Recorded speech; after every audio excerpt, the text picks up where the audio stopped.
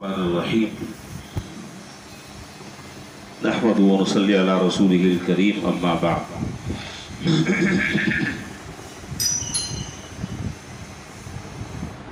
ایک حدیث کا بیان چل رہا ہے گزشتہ کئی دنوں سے، جس حدیث میں جناب رسول اللہ صلی اللہ علیہ وسلم نے منافق کی 4 علامتیں بیان فرمائی۔ ان میں سے پہلی علامت کا بیان بقدر ضرورت آپ کے سامنے ہو چکا۔ پہلی علامت تھی اذا حدث کذبا، کہ منافق کی پہلی علامت یہ ہے کہ جب وہ بات کرتا ہے جھوٹ بولتا ہے۔ مسلمان جھوٹ نہیں بولتا، مسلمان سچا ہوتا ہے۔ دوسری علامت ہے وَإِذَا وَعَدَ أَخْلَفَ، منافق کی دوسری علامت یہ ہے کہ جب وہ کسی سے وعدہ کرتا ہے اس کو توڑ دیتا ہے، یعنی وعدہ خلافی اس کی پہچان ہے۔ لہذا اس سے معلوم یہ ہوا کہ حتی الامکان ایک مسلمان کو اپنے کیے ہوئے وعدے کو نبھانا چاہیے۔ حتی الامکان اس بات کی کوشش کرنی چاہیے کہ کسی سے بھی کوئی وعدہ ہے، وعدہ چاہے وہ زبانی ہو، چاہے وہ کسی ایگریمنٹ کی شکل میں ہو، وہ کوئی دستاویزی تحریر ہو، حتی الامکان اس وعدے کو نبھانا چاہیے۔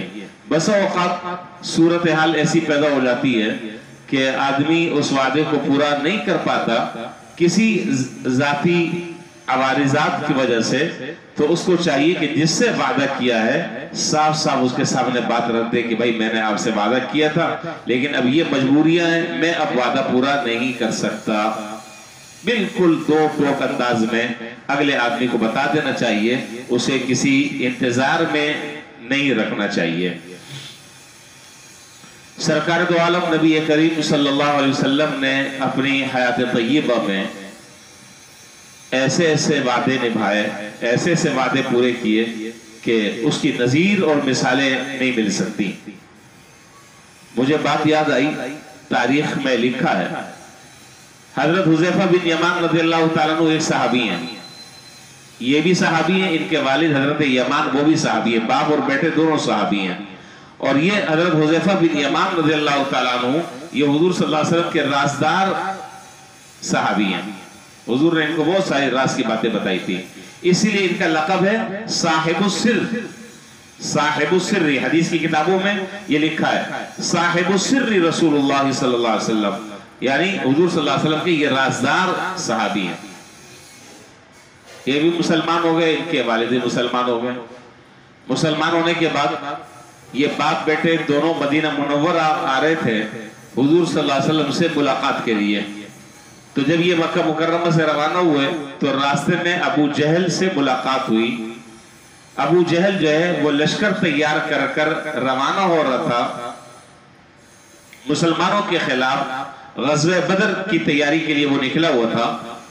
تو ملاقات ہوئی، پوچھا کہاں جا رہے ہو؟ انہوں نے کہا کہ جی ہم حضور صلی اللہ علیہ وسلم کے پاس جا رہے ہیں۔ کیوں جا رہے ہو؟ کہا کہ آپ کی زیارت کے لیے جا رہے ہیں، آپ سے ملاقات کے لیے جا رہے ہیں۔ کہا کہ اس کا مطلب یہ ہوا کہ اب تم جا کر مدینہ منورہ میں حضور صلی اللہ علیہ وسلم جو لشکر لے کر ہمارے خلاف جنگ کریں گے تو گویا کہ ان کے افراد میں سے 1-2 افراد کا اور اضافہ ہو جائے گا، تم جا کر ہمارے خلاف جنگ کرو گے۔ انہوں نے ان سے وعدہ کیا کہ ہم نہ جنگ میں شریک ہوں گے، نہ جنگ میں ہماری شرکت کی نیت ہے، ہمارا سفر کا بنیادی مقصد حضور صلی اللہ علیہ وسلم کی زیارت اور آپ کی ملاقات ہے۔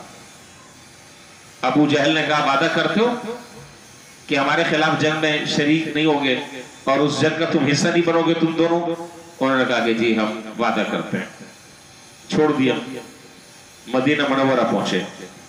حضور صلی اللہ علیہ وسلم راستے میں تھے، راستے میں ملاقات ہو گئی۔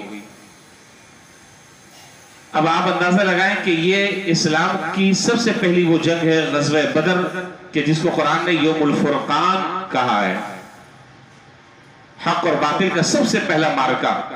اور اس غزوے میں جو شریک ہو گئے وہ ان حضرات کو بدری صحابہ کرام کے نام سے یاد کیا جاتا ہے۔ اور ان کے جو نام ہیں اسماء بدریین، الگ سے کتابیں بھی چھپی ہوئی ہیں۔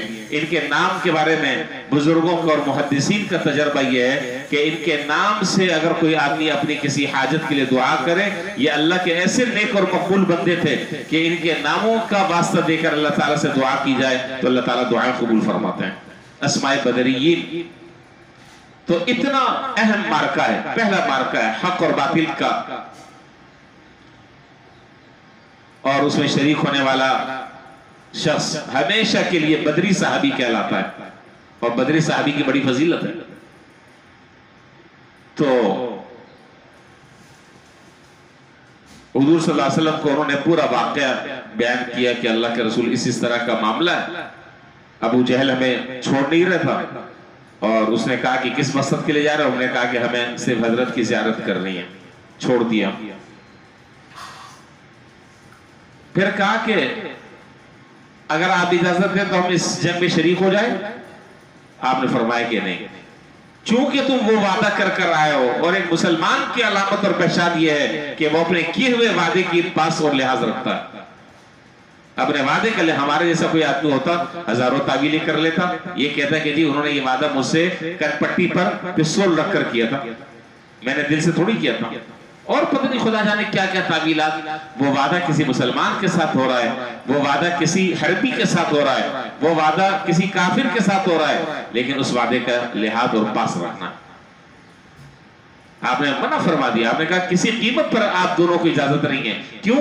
اس لیے کہ آپ دونوں ابو جہل سے وعدہ کر کر آئیں، اور اگر ابھی شریک ہو جاتے ہیں تو گویا کہ اس وعدے کی خلاف ورزی ہے، اور مومن کی نشانی اور علامت یہ ہے کہ وہ وعدے کا لحاظ رکھتا ہے حتی الامکان، اور یہ منافق کی خصلت ہے کہ وَإِذَا وَعَدَ أَخْلَفَ، جب وعدہ کرتا ہے توڑ دیتا ہے۔ تو مسلمان وعدہ توڑتا نہیں، وعدہ نبھاتا ہے، اور منافق جو ہے وہ وعدے کو توڑ دیتا ہے، جس سے وعدہ ہوتا ہے توڑ دیتا ہے۔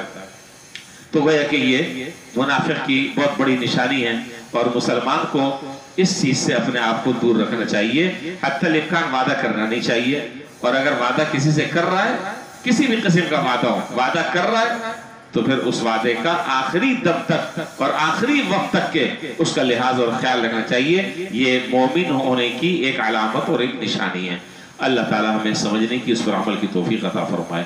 وآخر دعوانا الحمدللہ رب العالمین۔